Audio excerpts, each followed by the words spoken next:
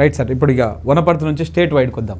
ఓవరాల్గా మీ పార్టీ విషయాలు, ఈ విషయాల గురించి మాట్లాడితే, ఇవాళ ఎవరైతే కేసీఆర్ వెంట బలంగా ఉంటా అని చెప్తా ఉన్నారో, మేము అంటే అంతకుముందు పోచారం కావచ్చు, అంతకుముందు ఉన్నటువంటి ఆ పోచారం తర్వాత పోయినటువంటి సంజయ్ కావచ్చు, వీళ్ళందరూ కూడా మేము చివరి వరకు కేసీఆర్తోనే ఉంటా అని చెప్పేసి బహిరంగ వేదికల మీద మాట్లాడిన వాళ్ళే, ఇంటర్నల్ వేదికల్లో మాట్లాడిన వాళ్ళే, అది మీకు తెలిసిన విషయం. సో ఇలాంటి వాళ్ళని ఎట్లా చూస్తారు మీరు? ఏమంటారంటే వ్యక్తులు సరే ఆయా సందర్భాలలో వాళ్ళు ఆ బలహీనమైనటువంటి పరిస్థితికి లోనై కొన్ని నిర్ణయాలు తీసుకోవచ్చు. అది వాళ్ళు తర్వాత రిపెంట్ అవుతారు, తర్వాత పశ్చాత్తాపడతారు. ఇప్పుడు ఏ రకమైనటువంటి సంజాయిషీలు వాళ్ళు ఇచ్చుకున్నా, ఏ రకంగా వాళ్ళు జస్టిఫై చేసుకునే ప్రయత్నం చేసుకున్నా అది వాళ్ళకు తెలుసు, సమాజానికి కూడా తెలుసు.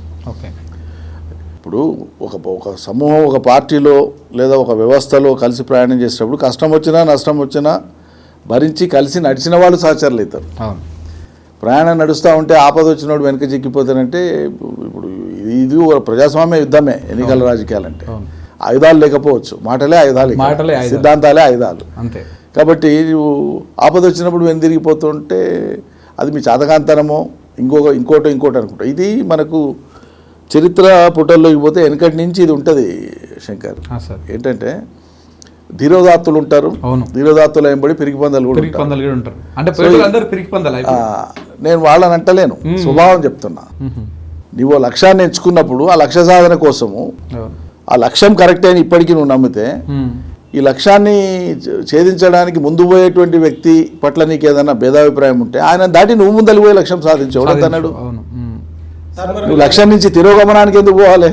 మా వాళ్ళు కొన్ని క్వశ్చన్స్ అడుగుతారు. అవకాశవాదాలు అనుకోవాలా లేక పిరికి పందాలు అనుకోవాలా? నేనేమంటున్నానంటే పిరికితనంతో కూడిన అవకాశవాదం అది. వాళ్ళు ధీరోదాత్తులు అయితే గెలిచిన ఏం చేయాలి వాళ్ళు? ఎస్, వాళ్ళకి డిఫరెన్స్ ఆఫ్ ఒపీనియన్ తీసుకునేటువంటి హక్కు వాళ్ళకు ఉంది. They are entitled. ఏ భావాన్ని అయినా కలిగి ఉండడానికి వాళ్ళకి ఆ స్వేచ్ఛ ఉంది, దాన్ని ఎవరు కాదని లేరు. మీరు గెలిచినటువంటి పదవికి రాజీనామా చేసి, ఈ పార్టీ ఇచ్చినటువంటి బీఫామ్ ద్వారా గెలిచినటువంటి రాజీనామా చేసి మా ముఖాన కొట్టేసి మళ్ళీ పోయి ఎన్నికలు నిలబడి వీరుండి ధీరుండి అని గెలిచిరండి. రేవంత్ రెడ్డి సపోర్ట్ తీసుకొని గెలవండి, మీ శక్తిని ఏందో ప్రదర్శించండి. మరి ఎందుకు చేయరా పని అడుగుతాం కదా. వీళ్ళు ఎందుకు పోయినట్టు సార్ మరి పార్టీ మారడం వెనుక? అంటే మీకు పార్టీ ఏముంటుంది లోతుల్లోకి పోయి తర్చించేంత ఏముంటుంది బ్రదర్? అవకాశవాద స్వార్థపూరిత రాజకీయాలని ప్రజలు ఏదైతే భావిస్తున్నారో దాన్ని వీళ్ళు నిజం చేస్తున్నారు అంతే. సార్, ఇప్పుడు రేవంత్ రెడ్డి ఏదైతే చేస్తున్నారో అదే గత ప్రభుత్వంలో కేసీఆర్ కూడా ఇతర పార్టీల నుంచి ఎమ్మెల్యేలను ఆహ్వానించినారు కదా, దాన్ని మీరు అప్పుడు సమర్థించారా? ఇప్పుడు రేవంత్ రెడ్డి ఇది రొటీన్ విమర్శ. ఇప్పుడు అట్లా ఒకవేళ కేసీఆర్ చేసింది తప్పని వాళ్ళు భావిస్తే, సమాజం తప్పని భావిస్తే మీరు తప్పు చేయకూడదు కదా, మీరు ఆదర్శంగా ఉండాలి కదా. కేసీఆర్ తప్పు చేసింది కాబట్టి నేను తప్పు చేస్తా అంటే ఆ మాట మాట్లాడడానికి నువ్వే కావాలన్నా? కేసీఆర్ తప్పు చేయలే ఆనాడు కూడా. సమూహంగా చట్టబద్ధంగా రాజ్యాంగబద్ధంగా ఆ లెజిస్లేచర్ పార్టీ విలీనం అయితే విలీనం చేసుకుంది. సార్, అసలు పార్టీలు మారిన వాళ్ళని సో రాళ్లతో కొట్టండి అని అనడం కానీ సీఎం రేవంత్ రెడ్డి అప్పుడు పీసీసీగా ఉన్నప్పుడు మళ్ళీ కేసులు కూడా పెట్టిండు వాళ్ళ మీద. సో ఇప్పుడు తనే స్వయంగా వెళ్ళి కండువాలు కప్పుకొని మరి పార్టీలకు జాయిన్ చేసుకుంటున్నాం అంటే దురదృష్టము. ఆయన మాట్లాడిన మాటల్ని ఉదహరించి చర్చ పెట్టాల్సి రావడమే దురదృష్టం నా లెక్కల. ఎందుకంటే ఆ మాటకు అంత సార్థకత, అంత విలువ ఉంటుందమ్మా.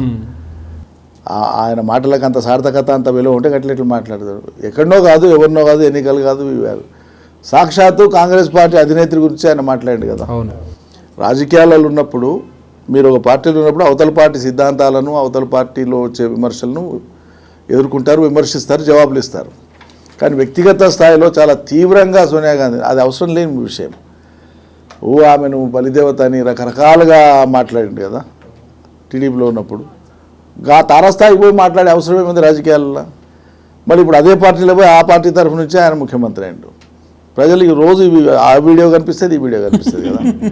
ఏది ఇట్లా మాట్లాడినంటే అవును అప్పుడు అది కరెక్ట్, ఇప్పుడు ఇది కరెక్ట్ అని మాట్లాడే స్థాయిలో ఉన్న వ్యక్తి ముఖ్యమంత్రి అయితే నేనేం చేయాలి చెప్పండి సార్? ఇప్పుడు గతంలో మన బీఆర్ఎస్ పార్టీ వాళ్ళు కాంగ్రెస్ పార్టీని అసెంబ్లీలో విలీనం చేసుకున్నారు. ఇప్పుడు కూడా బీఆర్ఎస్ పార్టీని వాళ్ళు విలీనం చేసుకునే ప్రయత్నాలు జరుగుతున్నట్టుగా, సిఎల్పిని విలీనం చేసుకున్నట్టు ప్రయత్నాలు జరుగుతున్నట్టు తెలుస్తుంది.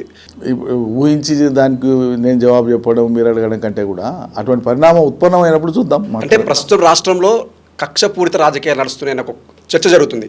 ఈ నేపథ్యంలో ఈ మధ్యకాలంలో దాన నాగేంద్ర మాట్లాడారు, కొంతమంది పేర్లు చెప్పారు, వీళ్ళంతా కాంగ్రెస్ పార్టీలో చేరుతున్నారు, వీళ్ళంతా చేరిన ఇక తర్వాత ఆయన అనుకునేది నెరవేరేదాకా ముందు ఆయన సభ్యత్వం ఉండాలి కదా. రేపు హైకోర్టు సుప్రీంకోర్టు ఏదో ఒకటి నిర్ణయం తీసుకునే పరిస్థితి అంటే వస్తుంది కదా. ఈ ప్రక్రియ ఎలా ఉంటుంది సార్? మన వాళ్ళు అడిగిన క్వశ్చన్కి ఇప్పుడు అంటే వాళ్ళు పార్టీలో జాయిన్ అయిన తర్వాత ఎల్పీని విలీనం చేస్తారా, లేకపోతే వాళ్ళు ఆ పార్టీలోనే ఉండి మా మొత్తాన్ని విలీనం చేస్తామని చెప్పేసి? విలీనం జరగకుండా, చట్టబద్ధమైన విలీనం అనేది జరగకుండా, ఒక వ్యక్తిగా గెలిచినటువంటి శాసనసభ్యుడు కానీ పార్లమెంట్ సభ్యుడు కానీ ఒక పార్టీ నుంచి గెలిచి చట్టసభలలో ఉండేటువంటి వ్యక్తులు ఎవరైనా సరే ఒక పార్టీ నుంచి గెలిచి ఇంకో పార్టీలో కలిస్తే ఆటోమేటిక్గా సభ్యత్వం రద్దు అవుతుంది. అది ఓకే సార్, చట్టం చెప్పే మాట అది. ఓకే. ఇప్పుడు వీళ్ళు ఏం చేస్తుండ్రు, స్పీకర్ నిర్ణయం తీసుకోవాలి. ప్రొసీజర్ ఏంటి, స్పీకర్కి అప్లికేషన్ ఇస్తే ఆయన నిర్ణయం తీసుకోవాలి. సుప్రీంకోర్టు కూడా ఏం చెప్పింది, 3 నెలల లోపల నిర్ణయాన్ని వెలువరించాలని చెప్పింది. అప్లికేషన్ తీసుకోమంటే స్పీకరే పారిపోతా ఉంటే దొరకకపోతే ఎవడేం చేస్తాడు? ఇది ఓకే సార్. ఇప్పుడు 5 ఎమ్మెల్యేలు మీ పార్టీ నుంచి కాంగ్రెస్ పార్టీలోకి పోయారు, వాళ్లకు ఎల్పీని విలీనం చేసే హక్కు ఉంటుందా? అంటే అందరూ అందులో పోయి జాయిన్ అయినాక అది ఆల్రెడీ వాళ్ళది అయిపోయింది కదా, ప్రియంప్ట్ అయిపోయింది కదా. అంటే ఈ పార్టీకి రిజర్వేషన్లకు పోయారు, వాళ్ళు ఆల్రెడీ గీత దాటిపోయారు. ఇప్పుడు మళ్ళీ వచ్చి గీత యువతలు నిలబడి సమూహంలో కలిసి విలీనంలో పొందికే లేదు, వాళ్ళకి ఆ ఛాన్స్ లేదు, చట్టబద్ధంగా లేదు. అంటే వాళ్ళు ఇదే పార్టీలో ఉండి మేము అందరము ఎక్కువ మెజారిటీ ఉన్నాము కాబట్టి మా ఎల్పీని మేము అలా విలీనం చేస్తాను పోవాలి. పోతే అంటే సామూహికంగా అందరూ ఒకటిసారి పోవాలన్నట్టు పోయి ఉండాల్సింది. అందరూ అంటే 39 మందిలో మెజారిటీ పీపుల్ పోతే అది అవుతుంది అన్నమాట. సార్ మీరు అన్నారు కదా సార్, దాన నాగేందర్ అప్పటి వరకు ఉండాలి కదా అని చెప్పేసి, మనిషి కాదు అదే ఐ మీన్ ఎమ్మెల్యేగా ఉండాలి కదా అని చెప్పేసి. సో రేపు అసెంబ్లీ సమావేశాలు దగ్గరికి రాబోతున్నాయి, అప్పటి వరకు మీ సంఖ్యాబలాన్ని ఎలా కాపాడుకుంటారు? అటు ఇటు కావచ్చు. నేను ఏమంటున్నా అంటే ఈ సంఖ్యలతో 4 వ్యక్తుల యొక్క గోడదూకుడుతనంతో రాజకీయ పార్టీ బెంబేలెత్తిపోయేది ఉండదు. అది అమాయకత్వం, అట్లా చేర్చుకునే పార్టీ అమాయకత్వం.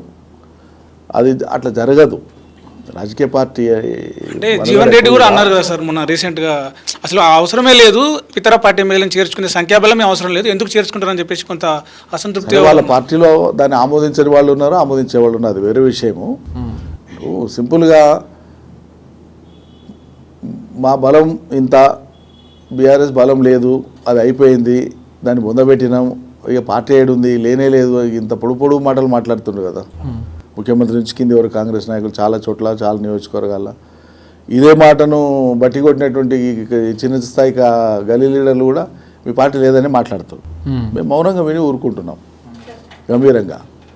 కానీ మరి లేని పార్టీ గురించి ఈ ఆందోళన ఎందుకు? వాళ్లకు పగలు రాత్రి చింత ఎందుకు? ఎవరినో చేర్చుకోవాలని చెప్పి రాత్రంతా ఫిగర్ చేసి తెల్లారంగా పోయి ముఖ్యమంత్రి వాళ్ళ కడపకాడ కావలి కాసి వెడలకు అండు వేసి కౌలించుకొని తోలుకొచ్చుకునే కర్మ ఎందుకు? సార్ ఇప్పుడు వచ్చిన వాళ్ళే కాదు, ఇంకా 15-20 మంది ఎమ్మెల్యేలు కూడా మాతో టచ్ ఉన్నారు, వాళ్ళని కూడా మేము తీసుకోపోతాం అంటారు. మరి వాళ్ళని మీరు ఏమన్నా ఆపే ప్రయత్నం చేస్తున్నారా? ఇప్పుడు బీఆర్ఎస్ పార్టీ ఖాళీ అయిపోతుందని అన్న మాటలే మాట్లాడుతున్నారు. వాళ్ళ ప్రయత్నాలు వాళ్ళు చేస్తారమ్మా. కాంగ్రెస్ పార్టీ ఇప్పుడు జనరల్గా ఒక పార్టీ ప్రజల దృష్టిలో ఎన్నికల సమరం తర్వాత సీట్లు లేకుండా కొంచెం బలహీనపడింది అనుకున్న భావన ఏర్పడినప్పుడు ప్రజలకు ఇది బలహీనమనే సమయం కాబట్టి ఇప్పుడే దెబ్బ కొడదామని అనుకుంటారు శత్రువులు. అటువంటి టైంలో వాడు ఎన్ని దెబ్బలైనా కొట్టని మేము ఉన్నోళ్ళ కాడికి చాలు సాధిస్తామని జిద్దుగా పట్టుకొని ఉన్నటువంటి వాళ్ళు ఉంటే మళ్ళీ విజయం సాధిస్తాం. అంటే 15-20 మంది టచ్లో పెద్ద ఇష్యూ కాదమ్మా.